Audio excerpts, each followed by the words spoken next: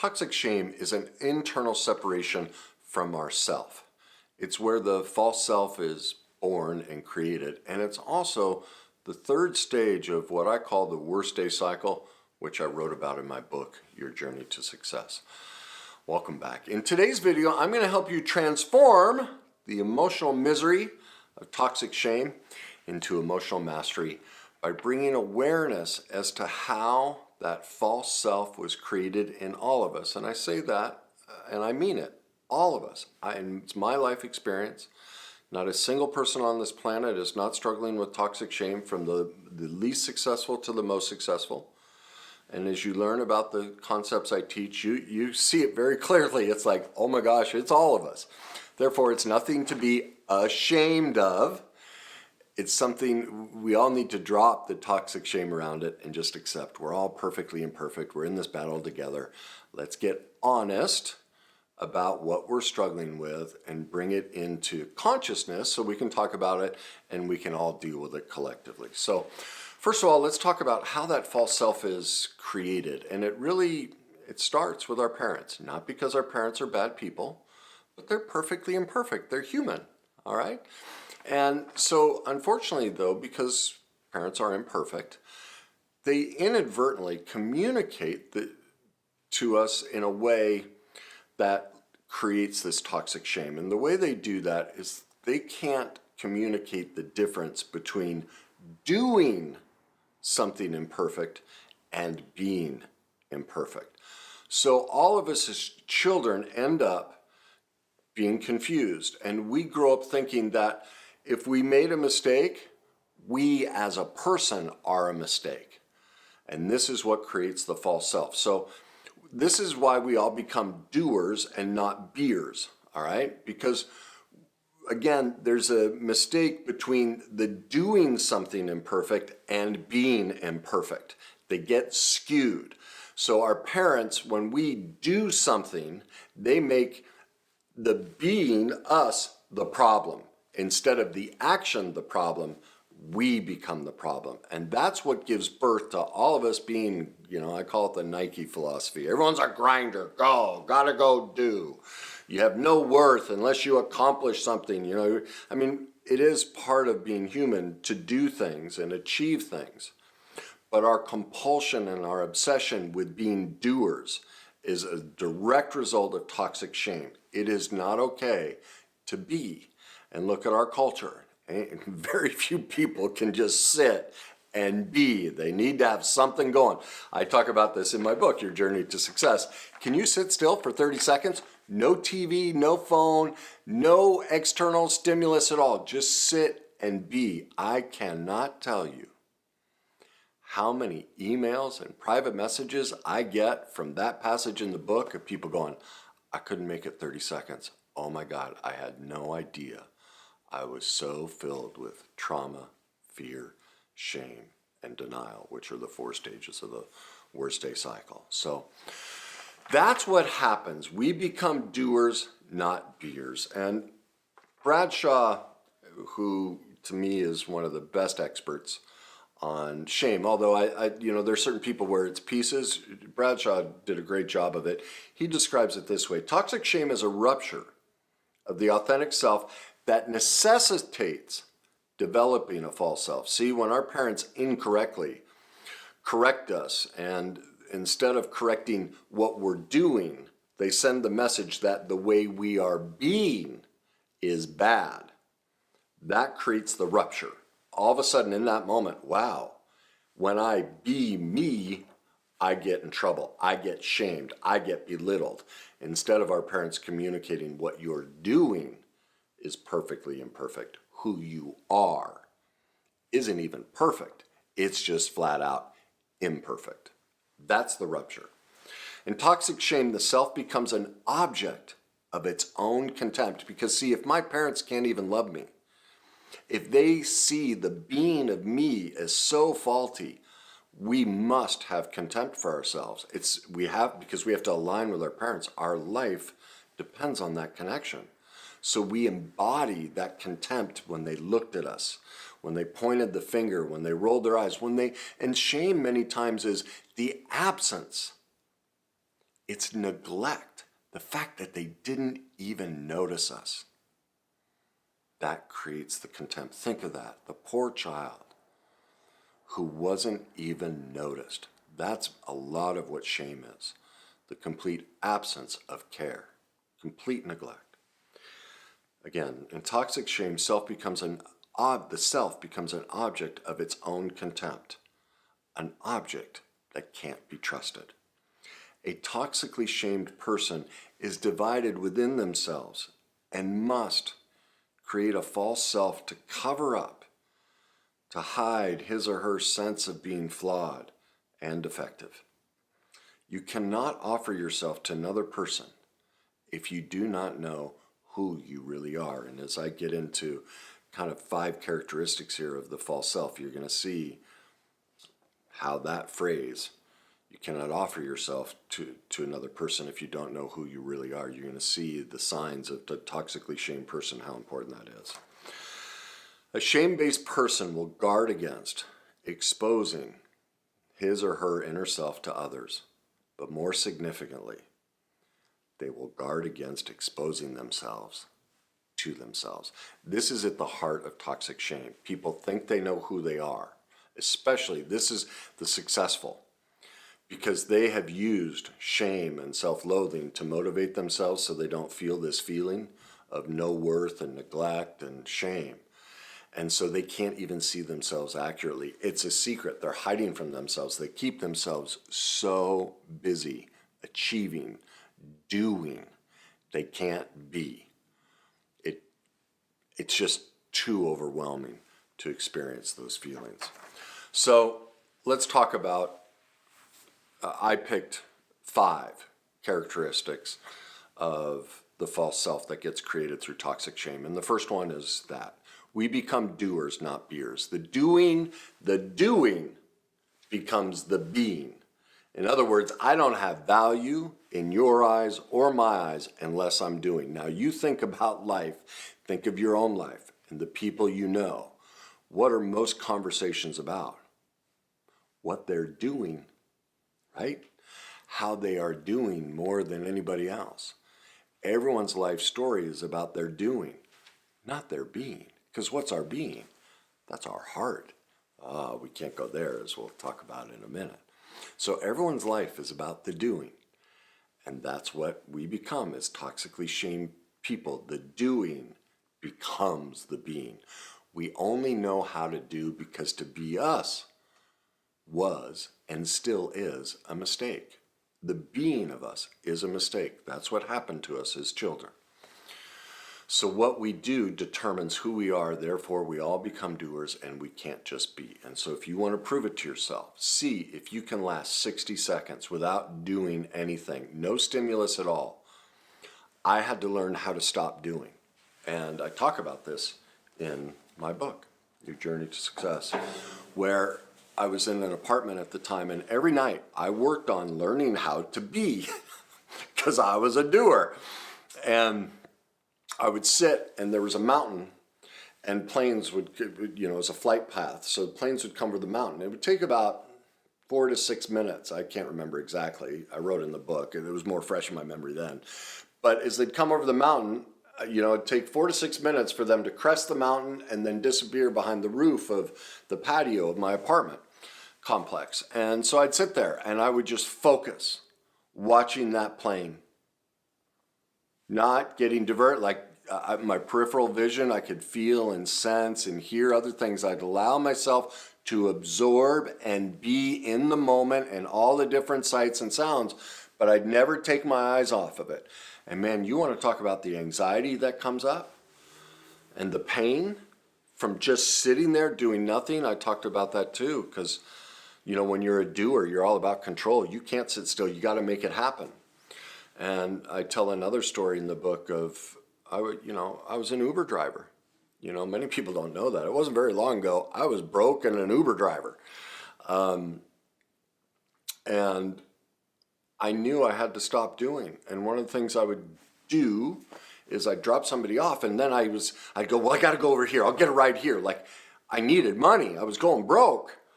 But I knew me doing, trying to make it happen, trying to force it, be a Nike grinder and do was killing me. It's the problem with all of us. I knew I had to learn to be and let go and let life come to me. I talk about this in my chapter on how to learn how to do this. And I'll never forget, I dropped this person off. I pulled over this hotel parking lot and I just started raging, crying, bawling my eyes out, punching the steering wheel. All this anger and venom just poured out of me at the thought of just being. That's what's underneath all the doing. That shame that I'm not worth anything unless I do something. I have to do it or I'm nothing. That's what came out of me. I just bawled. I let it go. I am of value. Just being, even as an Uber driver sitting in a hotel parking lot, I am of value. And that's what that taught me. And it took me about 30 minutes to process all of that out. And finally, I just got quiet. And all of a sudden, I started to notice the trees. It was a spring day, the weather, the temperature was beautiful. I saw the world I was in. It was beautiful.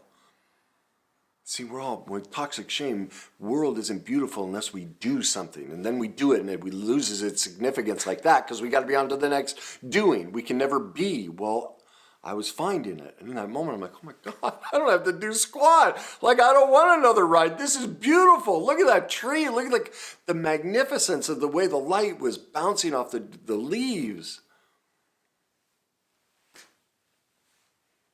And you know what happened right then? Ding! I got a ride. See, that's what you learn when you let life come to you, when you stop doing. It just happens. It just happens. So that's the first sign of toxic shame. We become doers, not beers. All right? Number 2, we are codependent. Everyone on this planet is codependent. Not a single one of us isn't. As I say all the time, the so-called successful are what they call the falsely empowered.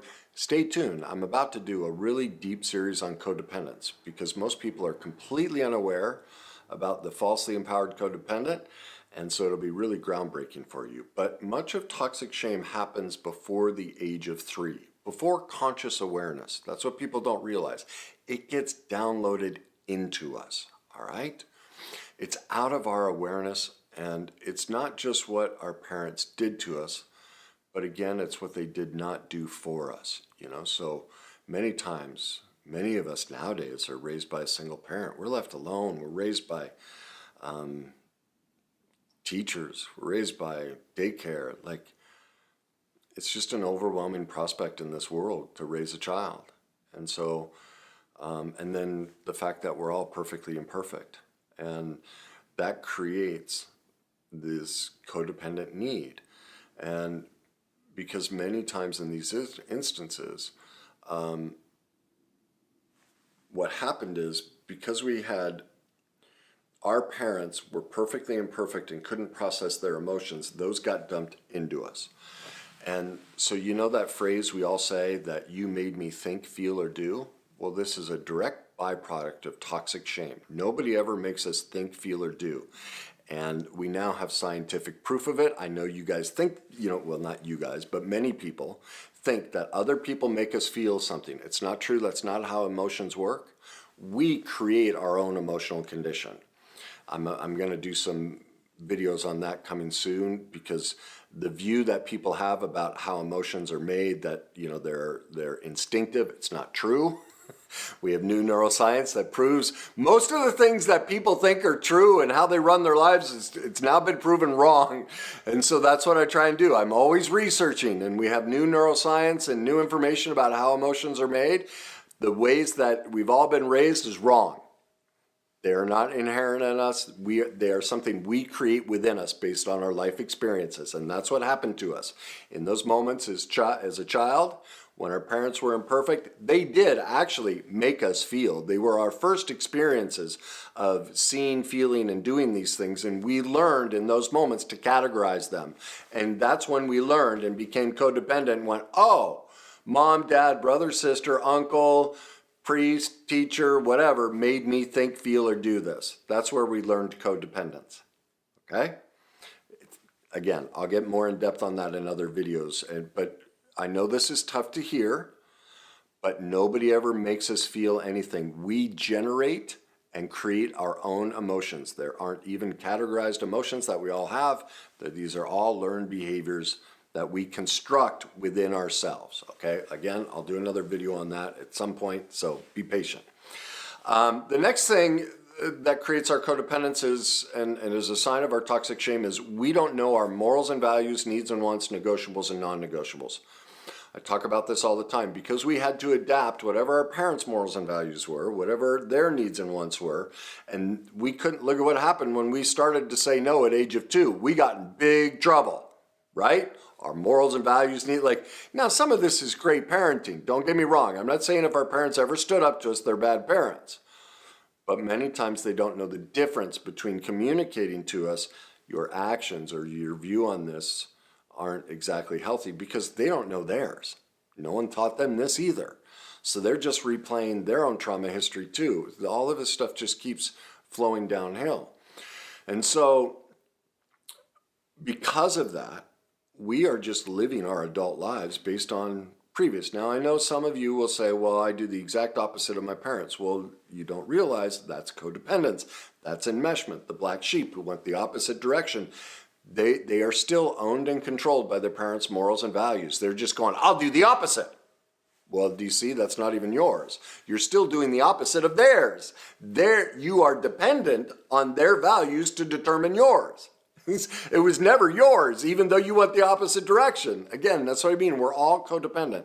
So we need to, and I'll give you a reference on how to figure these out because you need to work through this and determine them for yourself. But stay till the end as I want to give you, as I always do, resources to correct all this. All right. Also, if you notice, we all say, I don't know a lot. Well, I mean, there are things we just don't know. That's part of life. We learn things. But many times people in a situation they've been in all the time, they say, I don't know. They can't decide for themselves. Why is that? Again, because those decisions were made for us. We weren't allowed to. Our parents took care of all that. And that's because we don't know who we are. Remember, with toxic shame, we've lost our authentic self. We don't know who it is. We don't know who we are or what we are. We had to suppress it to survive, to create connection with our parents. We had no choice. We're not bad. And our parents aren't bad either. Again, we're just starting to talk about all this stuff. After millions of years of being on the planet, we're just finally dealing with it. So, we got a lot to learn, and that's okay. That doesn't mean any of us are bad. Now again, this is the toxically shamed person won't be able to distinguish that what I'm describing is our actions are imperfect, not because we're bad people, but because we haven't learned the correct actions. I'm constantly making that distinction between the two. I'm always talking about actions and learned behaviors, but I'm separating it. That doesn't mean you're bad. Yet, because people are so toxically shamed, they will hear me as saying that I'm bad. I'm not. That's them creating their own emotion from their own past, from their parent. They're saying, oh, there's Kenny being just like my mom and dad, telling me I'm bad, or telling oh my God, if I believe my parents are good, that makes me bad. I'm not saying that. Again, that's the whole point. You see, you're creating your own reality that I'm not even saying. Based on the trauma history you've been through, that's the false self right there. And so you're actually protecting the false self, going, no, don't challenge this, because Kenny, I developed this false self to stay close to my parents. It's how I survived. So you're telling me I don't know who I am? No, I can't hear that. So you cover over it and blame me. Like, these are all the defense mechanisms. All of that is codependence. And that's what makes us dependent on somebody else, and we become the chameleon. Think through your life. Think how many times you get in a conversation, you change how you respond, whether you respond, the way you respond, how much detail you give or don't give, the different stories you tell, how we are all chameleon-like when we describe who we are, because we are so dependent on them accepting us. we can't even accept our own authentic self and go, oh, they just see the world different. All of those are codependent characteristics. So number 3 leads into number 3.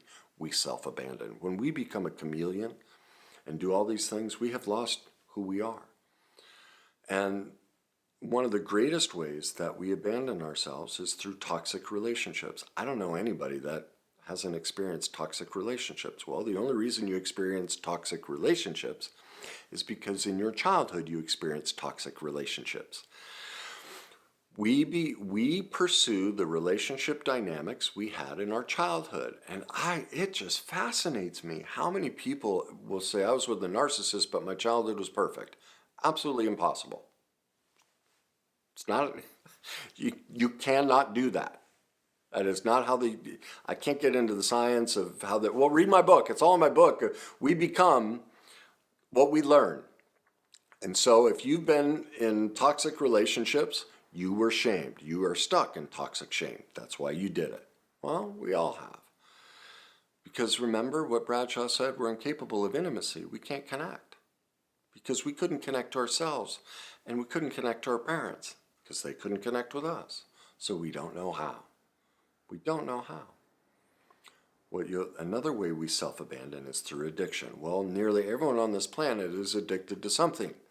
Now, there are those addictions that we don't condone, heroin and, serious, even there. Geez, look at how I just said serious.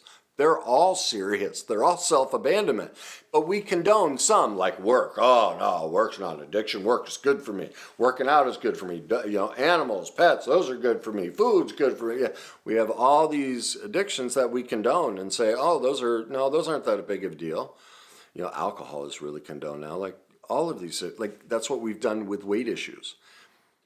We've made it socially acceptable to be 30 to 100 pounds overweight, even more than that. It's just, no, oh my God, don't even mention. You can't, I'll probably this video will probably get banned because I just said that.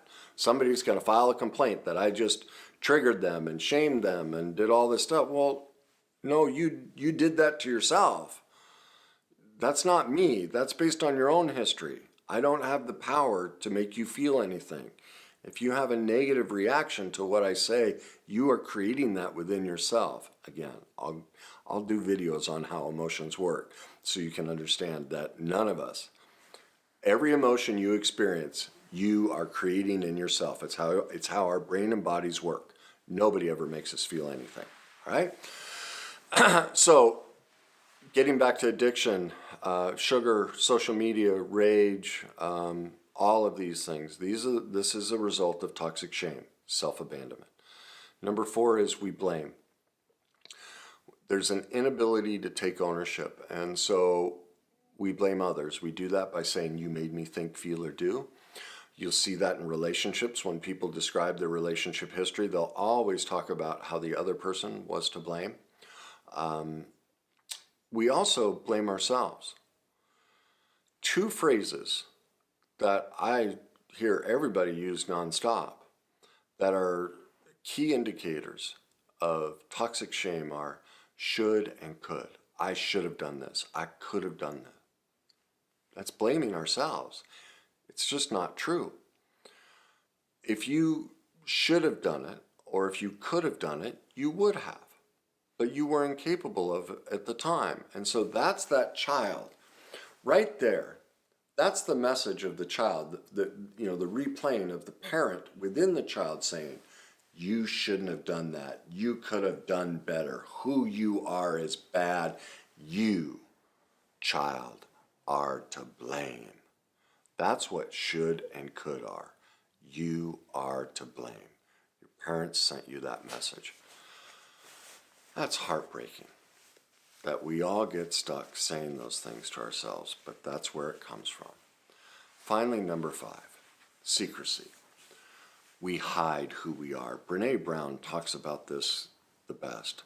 She describes shame as a disease that you put in a petri dish, all right?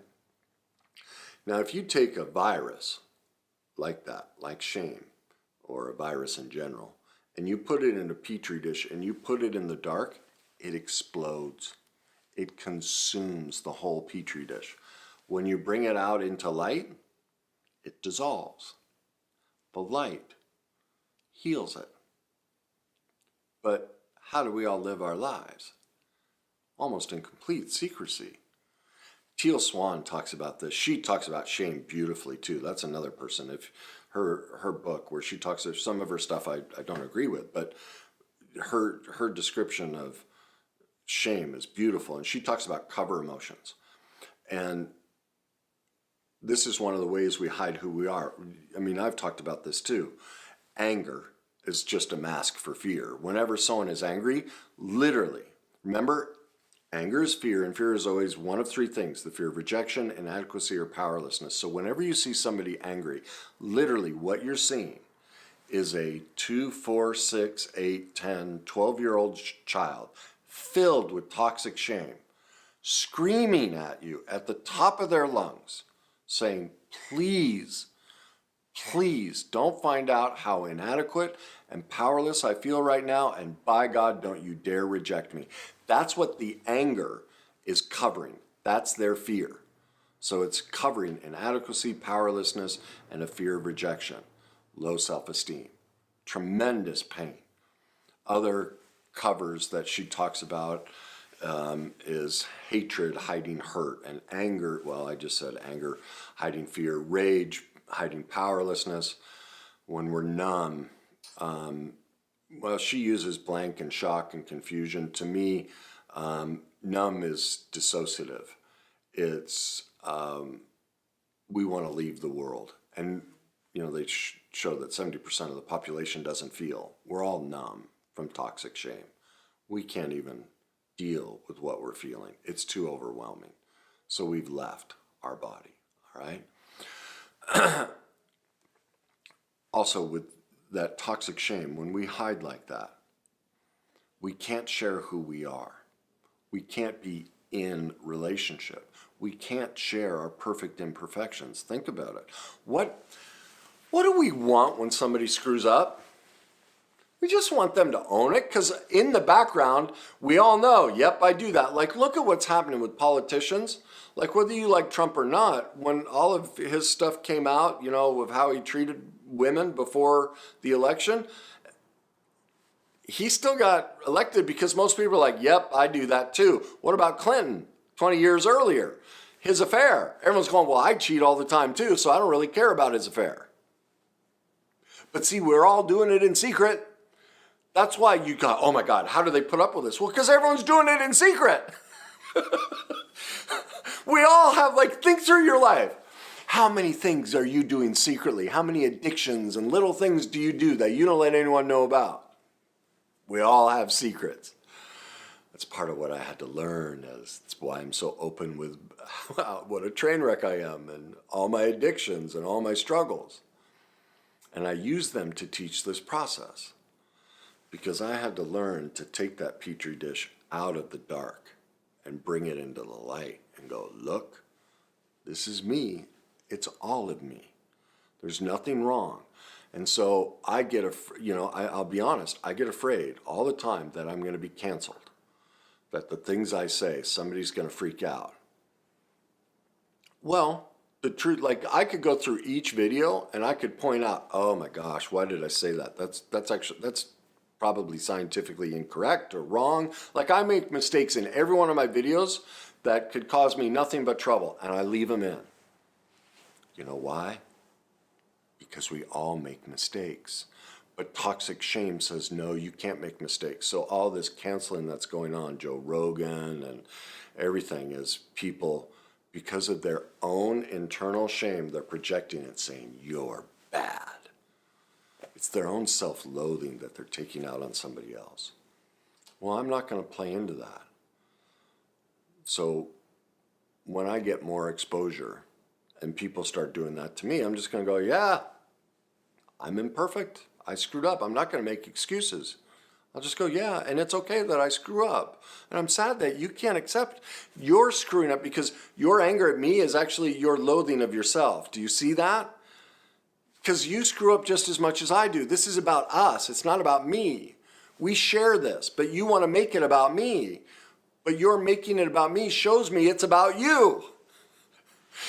Like, I love you. Please, can we get to the real topic? How you feel so shameful inside of you that you need to make me the problem.